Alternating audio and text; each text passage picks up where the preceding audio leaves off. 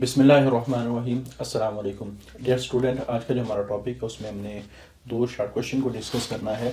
एक sex limited trades क्या होते हैं और एक सेक्स इन्फ्लुएंस ट्रेड क्या होते हैं। तो सबसे पहले सेक्स लिमिटेड ट्रेड का मतलब क्या है। लिमिटेड जो महदूद हों सेक्स जेंडर के एतबार से एक जेंडर के अंदर, यानी कुछ करैक्टर ऐसे हैं जो सिर्फ फीमेल के अंदर ही एक्सप्रेस होते हैं, कुछ करैक्टर ऐसे हैं जो सिर्फ मेल के अंदर ही एक्सप्रेस होते हैं। तो ऐसे ट्रेड जो जेंडर के हिसाब से लिमिटेड हों तो उसको हम कहते हैं सेक्स लिमिटेड ट्रेड।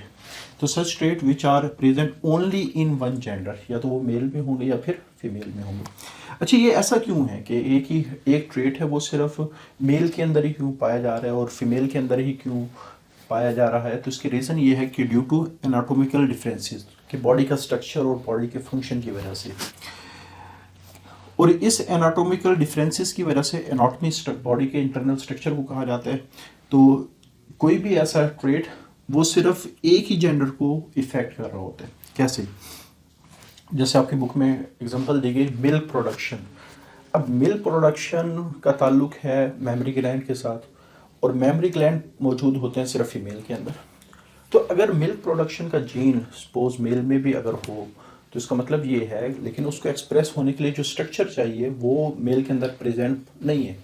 तो स्ट्रक्चर के एब्सेंस होने की वजह से तो एक जो आप कह सकते हैं करैक्टर है वो एक जेंडर में एब्सेंट होता है, और स्ट्रक्चर के प्रेजेंट होने की वजह से एक दूसरे जेंडर के अंदर वो एक्सप्रेस हो रहा होता है। जैसे मिल्क प्रोडक्शन का जो जीन है, gene for milk yield in dairy milk से रिलेटेड होता है, इफेक्ट ओनली कवो। अब ये सिर्फ फीमेल के अंदर ही पाया जाता है। वजह क्या है? क्योंकि फीमेल के पास मेमरी ग्लैंड है और मेल के पास मेमरी ग्लैंड नहीं होते। इससे तो अगर ह्यूमंस की बात करें तो ह्यूमंस में जो बियर्ड है उसका ताल्लुक मेल के साथ है। उसकी वजह ये है क्योंकि जो मेल्स होते हैं उनकी जो स्किन होती है उसमें काफ़ी सारे हेयर फॉलिकल्स होते हैं। तो वो जो जीन्स हेयर बियर्ड के हैं, यानी उसकी जो बियर्ड के स्किन है उसमें काफ़ी सारे हेयर फॉलिकल मौजूद हैं। अब बियर्ड के जो जीन्स हैं वो उन हेयर फॉलिकल्स के ज़रिए से बियर्ड को ग्रो करेंगे। अब वो जो फॉलिकल्स हैं वो फीमेल में ऑलमोस्ट ना होने के बराबर हैं, या लेस फंक्शनल हैं, या पार्शली फंक्शनल हैं। तो इस वजह से फीमेल के अंदर बियर्ड की ग्रोथ नहीं होती। हालांकि मे भी पॉसिबल है कि एक ऐसा फादर जिसकी जो बियर्ड है, जिसकी जो दाढ़ी है वो बहुत ही ज़्यादा घनी हो, उससे जीन उसकी डॉटर में आए। हालांकि डॉटर में चूंकि बियर्ड्स के एनाटॉमिकल स्ट्रक्चर मौजूद नहीं है तो इस वजह से वो जो जीन है वो उस फीमेल के अंदर अपने आप को एक्सप्रेस नहीं करेगा, लेकिन उस फीमेल से वो आगे सन में अगर ट्रांसफर होगा तो सन के अंदर वो अपने आप को एक्सप्रेस करेगा। तो एनाटॉमिक स्ट्रक्चर के डिफरेंस की वजह से एक करैक्टर जो है वो एक जेंडर के अंदर एक्सप्रेस होता है और दूसरे जेंडर के अंदर एक्सप्रेस नहीं हो रहा होता। अच्छा, ये जितने भी जीन्स हैं इनमें सेम कॉन्सेप्ट होगा, या तो ये सेक्स लिंक्ड इनहेरिटेंस शो करेंगे या ऑटोसोमल। जो सेक्स लिंक इनहेरिटेंस है वो उसी तरह होगी, अगर रिसेसिव है तो एक्स लिंक के जरिए से जाएगा, अगर एक्स लिंक डोमिनेंट है तो उसी के पैटर्न को फॉलो करेगा, वाई लिंक है तो उसी के पैटर्न, और ऑटोसोमल में ज़ाहिर बात है मेल और फीमेल इक्वली इफेक्टेड होंगे। तो सेक्स लिमिटेड ट्रेड वो ट्रेड्स होंगे जो सिर्फ एक जेंडर तक लिमिटेड होंगे। अच्छा, सेक्स इन्फ्लुएंस ट्रेड ये ऐसे ट्रेड्स हैं जो दोनों में होंगे और दोनों में ही एक्सप्रेस होंगे, लेकिन उनका जो एक्सप्रेशन है वो एक जेंडर में ज़्यादा हो रहा होगा as compare to other gender. Occurs in both male and female but more common in one. जैसे ड्यू टू हार्मोनल डिफरेंसेस, तो यहाँ क्या होगा? हार्मोनल डिफरेंसेस, क्योंकि हार्मोन्स थोड़ा सा डिफरेंट होते हैं और फीमेल बॉडी के हार्मोन थोड़ा सा डिफरेंट होते हैं। तो उन हार्मोनल डिफरेंसेस की वजह से बाज़ औक़ात क्या होता है कि जीन एक ही है वो एक जेंडर में डोमिनेंट बन जाता है और वही जीन दूसरे जेंडर में रिसेसिव बन जाते हैं उन हार्मोन्स के डिफरेंस की वजह से। तो जाहिर बात है जिसमें डोमिनेंट होगा उसमें एक्सप्रेशन थोड़ा जल्दी होगा, आसानी के साथ होगा, और जिसमें रिसेसिव कंडीशन होगी उसमें एक्सप्रेशन इतनी अच्छी अंदाज में नहीं हो रहा होगा। जैसे एग्जांपल आपकी बुक में बाल्डनेस के गंजेपन की जो एग्जांपल है, या इसको पैटर्न बाल्डनेस भी कह सकते हैं। तो यहाँ आप लोगों ने याद रखना है कि जीन्स जो बाल्डनेस है वो बी है, लेकिन अगर देखा जाए जो बी है मेल्स के अंदर बी के दो अलील होंगे, कैपिटल बी और स्मॉल बी, लेकिन यहाँ जो कैपिटल बी है वो बाल्डनेस का जीन होगा, डोमिनेंट होगा, और जो स्मॉल बी है वो नॉर्मल होगा। लेकिन यही जीन इसका जो एक्सप्रेशन है वो फीमेल के अंदर जो कैपिटल बी है वो नॉर्मल है यानी वो जो नॉर्मल जीन है वो डोमिनेंट की शक्ल में होगा, और जो स्मॉल बी है जो बाल्डनेस का जीन होगा, यहाँ बाल्डनेस का जीन रिसेसिव की शक्ल में होगा। जीन एक ही है लेकिन एक जेंडर में वो डोमिनेंट बन रहा है और दूसरे जेंडर में वो रिसेसिव बन रहा है, तो इसकी वजह से थोड़ा सा सिनेरियो डिफरेंट होगा। कैसे कि जैसे फॉर एग्जांपल एक शख्स के पास ये वाला पैटर्न है, ये वाला पैटर्न है और ये वाला पैटर्न है, लेकिन फीमेल में भी इसी तरह हम ये वाला पैटर्न भी कंसिडर कर लें, ये वाला पैटर्न भी कंसिडर कर लें और ये वाला। अब मेल के अंदर ये वाला जो शख्स है ये बाल्ड होगा, ये वाला जो शख्स है ये भी बाल्ड होगा, क्योंकि जो कैपिटल बी है मेल के अंदर वो बाल्डनेस का है, और ये वाला जो शख्स है ये नॉर्मल होगा। लेकिन फीमेल के अंदर ये वाला जो पैटर्न है ये नॉर्मल का है, ये वाला भी नॉर्मल का है और ये वाला बाल्ड। तो अगर देखा जाए तो बाल्डनेस का जो पैटर्न है वो मेल में ज्यादा है और फीमेल में कम है। क्लियर? यानी यहाँ 66% मेल इफेक्टेड हो सकते हैं और 33% नॉर्मल हो सकते हैं, और यहाँ 66% नॉर्मल होंगे और 33% इफेक्टेड होंगे। तो हमारे पास इसका मतलब है कि जो बाल्डनेस है वो मेल में ज़्यादा कॉमन है और फीमेल में बहुत कम कॉमन है, रेयर केस में होगी। तो इस वजह से आपको नजर भी आता होगा कि मेल ज़्यादातर केसेस में गंजे होते हैं और फीमेल बहुत कम होती है कि उनके अंदर बाल्डनेस का पैटर्न हो। अच्छा, आपकी बुक में एक एक्टिविटी, इसको हम सॉल्व करते हैं कि एक शख्स है उसकी उम्र 45 ईयर है और वो बाल्ड है, और जो उसकी वाइफ है उसके पास भी बाल्डनेस का पैटर्न मौजूद है। तो उनके बच्चों में हमने बताना कि कितने % चांस है।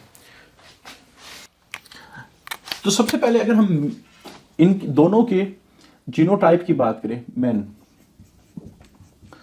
तो मेन में 2 पॉसिबिलिटी हैं बाल्डनेस की, कि होमोजाइगस वाला भी बाल्ड हो सकता है और दूसरा हमारे पास हेट्रोजाइगस कंडीशन में भी बाल्ड हो सकते हैं। लेकिन वुमेन में सिर्फ एक ही कंडीशन है बाल्डनेस की, स्मॉल बी। ठीक हो गया? यानी मैन में 2 पॉसिबिलिटी हैं, बाल्ड और बाल्ड, और यहाँ एक ही पॉसिबिलिटी है कि बी स्मॉल होना चाहिए और होमोजाइगस। तो इस वजह से तो यहाँ हम 2 तरह से इसको सॉल्व करेंगे। वुमेन के केस में दोनों स्मॉल बी होंगे, लेकिन मैन के केस में एक हमारे पास कैपिटल बी होगा और दूसरे केस में ये कंडीशन होगी। तो इसको अगर हम सॉल्व करें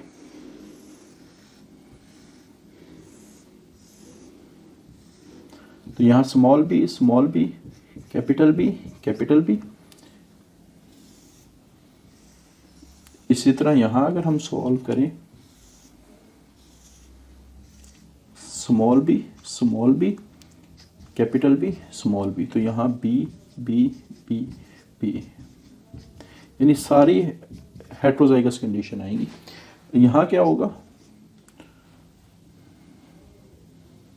स्मॉल बी, हेट्रोजाइगस, होमोजाइगस। अच्छा, यहाँ तो सारी कंडीशन हमारे पास है हेट्रोजाइगस, लेकिन यहाँ हाफ हेट्रोजाइगस है और हाफ होमोजाइगस है। अब इसको हम कैसे सॉल्व करेंगे?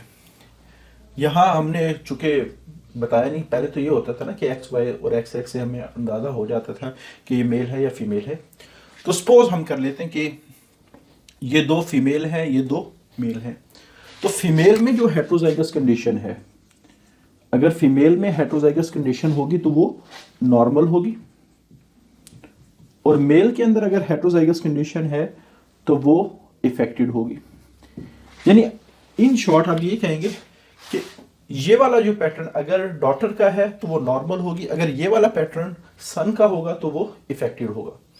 यानी आप ये कह सकते हैं कि all daughter will be normal and all son will be affected. Clear?